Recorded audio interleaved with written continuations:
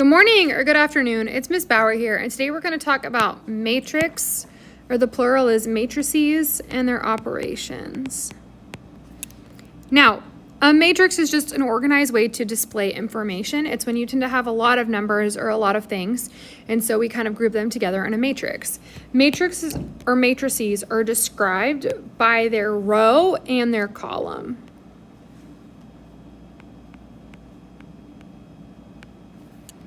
So I see matrix A right here. I see 2 rows and then I see 3 columns. So I would describe this as a 2 by 3 matrix. Remember that row is horizontal and column is vertical. Okay, each number or each piece in a matrix is called the element. And so you'll see A talks about matrix A, and then RC means the row column. Sometimes there's no comma there. So if you were going to find or name an element, this would be talking about matrix A, row 1, column 3, and that number would be 8.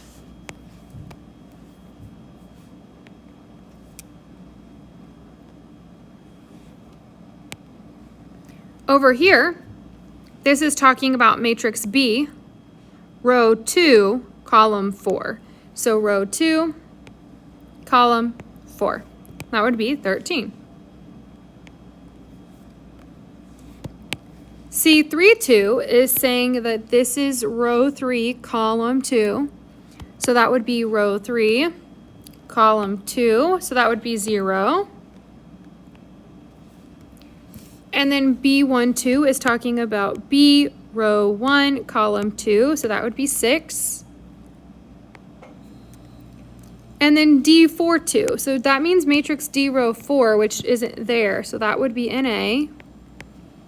And then A22 would be row 2, column 2, or 1. Now, with matrix or matrices, we can add and subtract just like we would with numbers. So if you see here, if I have this matrix plus this matrix, I'm just going to add the elements in row 1, column 1 together. And then I would add row 2, column 2 together, and so on and so forth. So right here, I would add 3 and 0. So the first element in that matrix would be 3. Then I would add 7 and 2. So then the first row, second column would be 7 plus 2 is 9. Then I would add these elements together. So think like the same spot. So that would be -1. And then I would add these elements together, and that would be 2. So whenever you're adding, just add the elements that match. So like A11 with B11. And put those in the C11 spot. Okay, if you're subtracting, what you have to remember is that this symbol right here is going to change all of the symbols in here. So what I like to do is go ahead and just change this to a plus and then distribute the negative. And then just think of it like addition again. So 1 plus -2 would be -1. The next element would be 3 plus 2, and that would be 5. The next one would be -7 minus 3, so that would be -10. And then I have 9 minus 4, so that would be 5. 2 plus 6 would give you 8. And then -3 plus 5 would give you 2.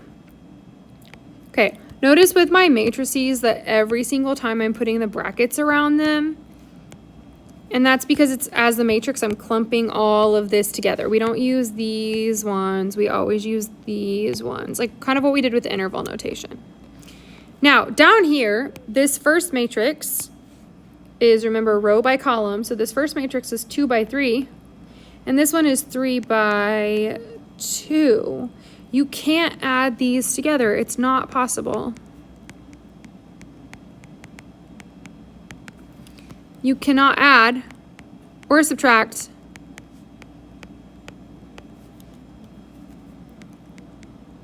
a 2 by 3 and a 3 by 2. They must match. So you could do a 2 by 3 and a 2 by 3, that would work. You could do a 3 by 2 and a 3 by 2, that would work. But you can't mix and match whenever we're adding or subtracting. So the way that we write this notation sometimes looks a little bit different. Like this says A plus B. Well, given matrices A and B, this just means add them together and then put the elements in those spots. So 3 plus negative 3, if I add those together, that would be 0. 5, 6 plus 2 makes 8, negative 2 plus negative 4 makes negative 6, 1 and negative 1 makes 0, and then 0 and 5 would make that 5. And then there's your matrix. Now, I would pause the video here and try this next one on your own before I go over it. But if you're doing A minus B, remember that that negative is going to change all of these symbols. So keep that in mind as we move forward. So feel free to pause the video, but that would be 3 minus negative 3. That would be 6 minus 2, 1 minus negative 1, 4 minus 1, negative 2 minus negative 4, and then 0 minus 5. So all those double negatives will change to positives, and then you can just think of it like addition again. So that would be 6, 4, 2, 3, 2, negative 5. And there's your matrix. Now, whenever we multiply matrices together, there has to be certain things that are in place. But if we're just doing what's called a scalar matrix, we're not multiplying matrices together, we're just giving the matrix a scale.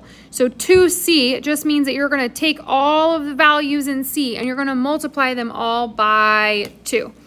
And that's scalar multiplication. So if I take C and I multiply all of these values by 2, 2 times 2 would be 4. 3 times 2 would be 6. Negative 4 times 2 would be negative 8. And then x times 2 would be 2x. And that's what's called scalar multiplication. Okay?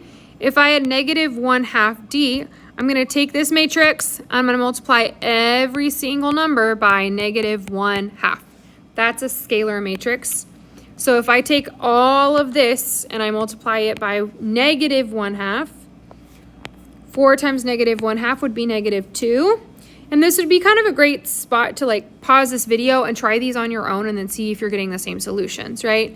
So then I would keep going. 3 divided by negative 2, think of it like that would be negative 3/2, negative 5. All of these positives are going to change to negatives. So then I have negative 4, 12 divided by half is negative 6. If it's an improper fraction, that's fine. Just leave it as negative 51/2, or you could say 25.5. And then 2 divided by half, or 2 split in half, or 2 times a half is negative 1, negative 9, and then negative 10. And then what we can do is we can start combining matrices. So this is 3C minus 4F. So what this is going to be is 3 times C minus 4 times F. So if I do 3 times C, I'm going to take every element in here and multiply it by 3. So I would get 6, 3 times 3 is 9, negative 4 times 3 is negative 12, and then 3 times x would be 3x.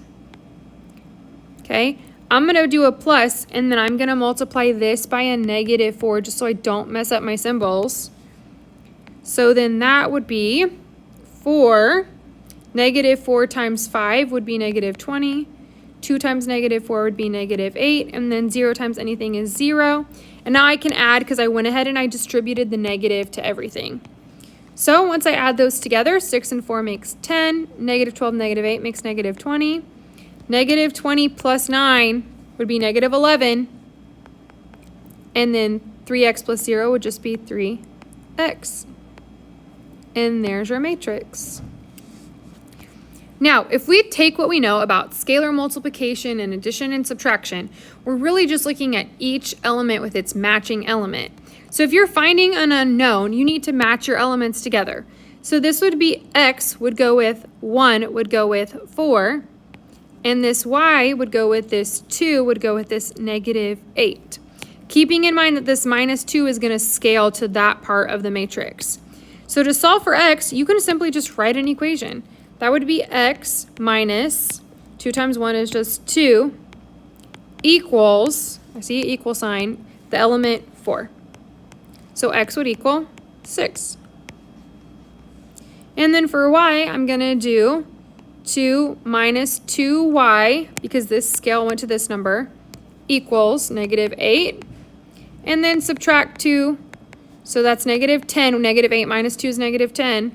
And then divide both sides by negative 2, so y would equal 5. Now for this one, my x is a whole matrix, but remember that each element should match with each element. So I'm going to kind of enlarge this to make sure that I'm keeping everything in the same spot. So I'm going to distribute the 3 and I'm going to go piece by piece. So 3 times 2 would be 6 minus 2a. And the reason I'm using a is because this x is talking about a matrix that has 4 elements in it. So I don't just have one x. I technically have 4 different variables I'm looking for. Okay?